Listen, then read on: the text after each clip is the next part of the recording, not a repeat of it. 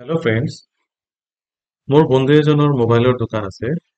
তো বন্ধুজনে মোক সুধিলে যে মোবাইলৰ দোকানত আমি কেনেকে ডেইলি যিটো চেলছ হ'ব, ডেইলি চেলছৰ ৰিপৰ্ট আমি কেনেকে ইয়াতে ৰাখিব পাৰোঁ। তো মই তাক কেনেকে শিকাই দিছিলোঁ যে ডেইলি যদি আপোনাৰ মোবাইলৰ চেলছ হয় তেতিয়াহ'লে আমি এক্সেলত এনেকে হিচাপখিনি ৰাখিব পাৰোঁ। তাৰ কাৰণে আমি ইয়াতে লিখিব লাগিব ডেইলি চেলছ ৰিপৰ্ট। আমি ইয়াতে লিখিম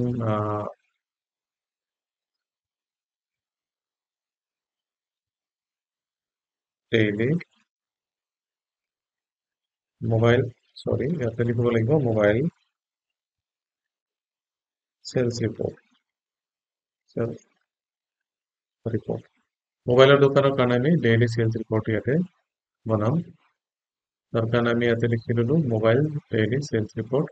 আৰু আমি ইয়াত বেকগ্ৰাউণ্ড কালাৰটো চেঞ্জ কৰি দিম। মই কালাৰটো দিলোঁ yellow colour.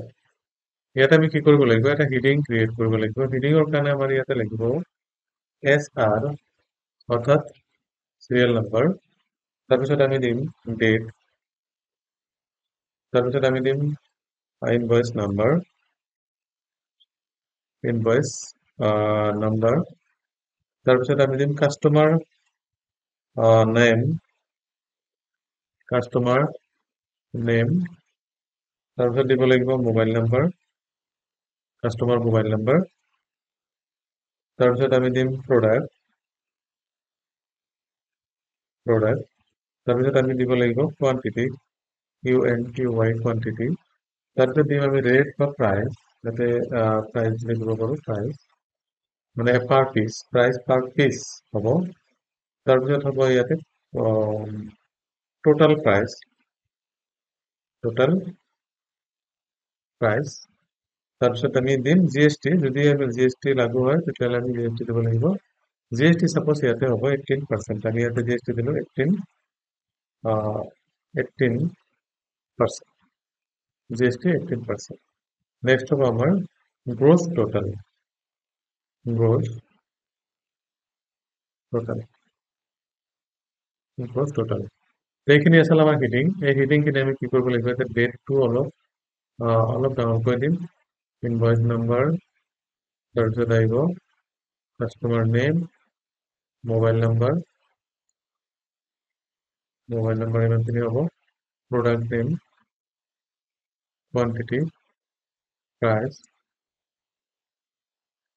Total price, GST 8%, total price আৰু গ্ৰোথ টোটাল। এইখিনি আমাৰ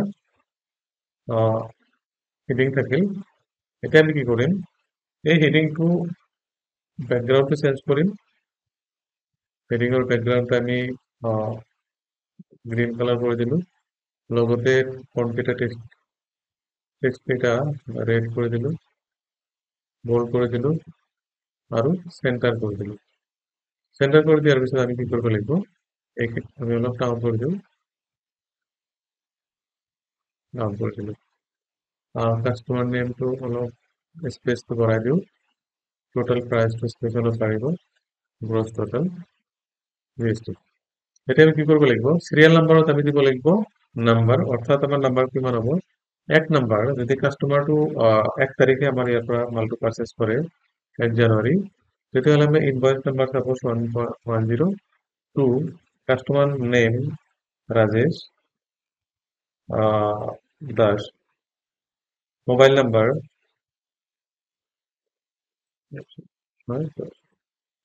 দিলোঁ।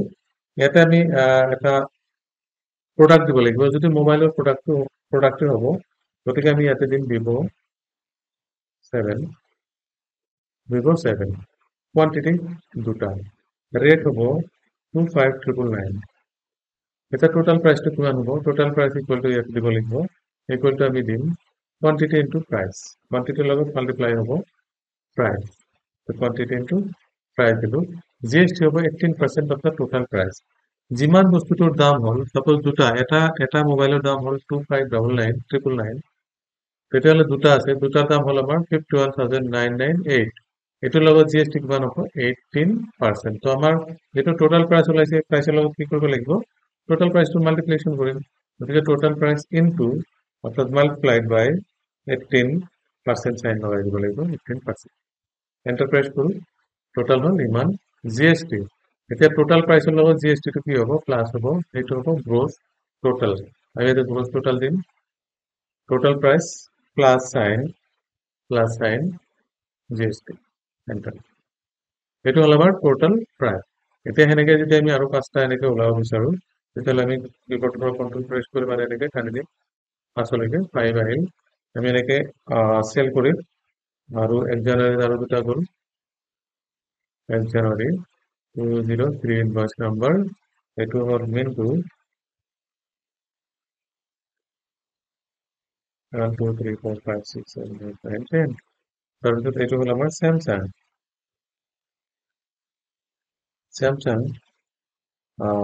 S24 S24 এইটো দাম আছিল 25,888। সরি এটা কোয়ান্টিটি হব, আমি ইয়াতে কোয়ান্টিটি দিম।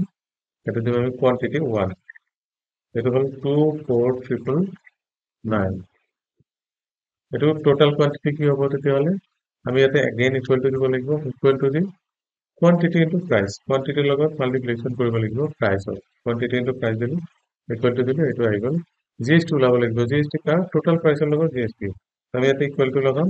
ইকুয়াল টু লগাই এইটো টোটাল প্ৰাইস দিব লাগিব ইনটু কিমান পার্সেন্ট? 18% জিএসটি। এটা জিএসটি হল ইমান।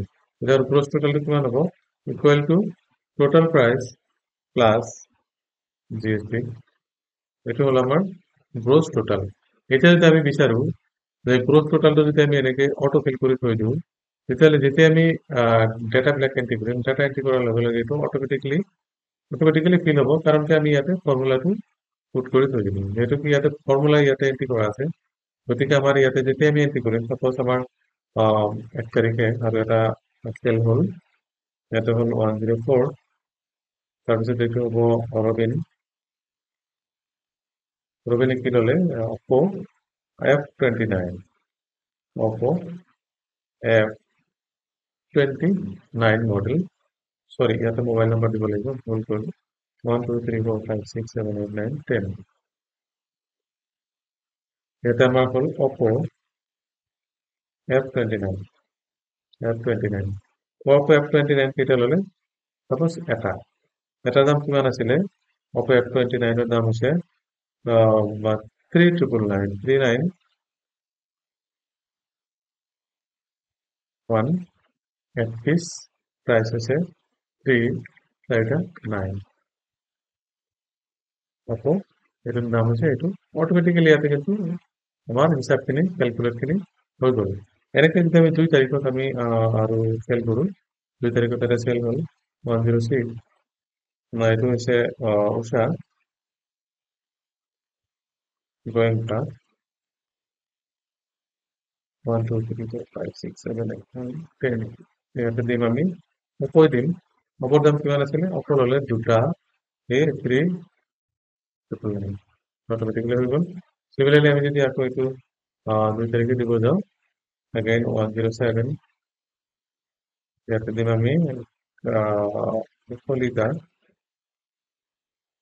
1 2 3 4 5 6 7 8 9 10। ইয়াতে দিম আমি স্যামসাং। এটার দাম কিমান আছিলে? স্যামসাং 24 24,999। এদের আমি 3টা 24,999। অটোমেটিক্যালি আমার ইয়াতে হিসাবখিনি ক্যালকুলেট হৈ গ'ল। এতিয়া টোটাল কিমান সেল হ'ল, সেলখিনি উলিয়াবৰ কাৰণে আমি ইয়াতে দিব পাৰো টোটাল। ইয়াতে আমি দিব পাৰো টোটাল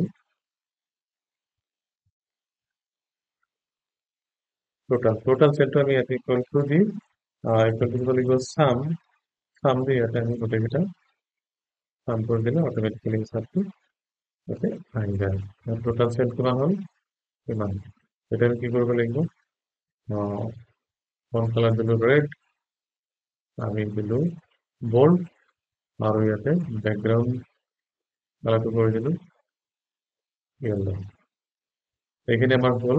আমি ইয়াতে কি কৰিব লাগিব? এই টোটাল যিখিনি আছে গোটেইখিনি আমি কৰিলো অল বৰ্ডাৰ পিছত আমি এইখিনি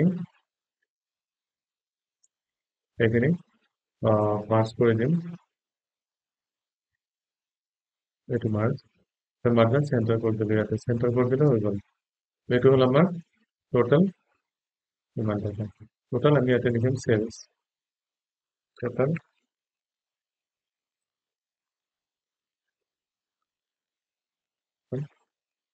চেল টোটাল চেলছ আমাৰ ইমান হ'ল চ' আজিৰ মিটিংখনত আমি গম পালো যে কেনেকে মোবাইল চেলছ ৰিপৰ্ট বনাই তো বন্ধুজনক মই এনেকে মোবাইল চেলছ ৰিপৰ্ট বনাই দিছিলো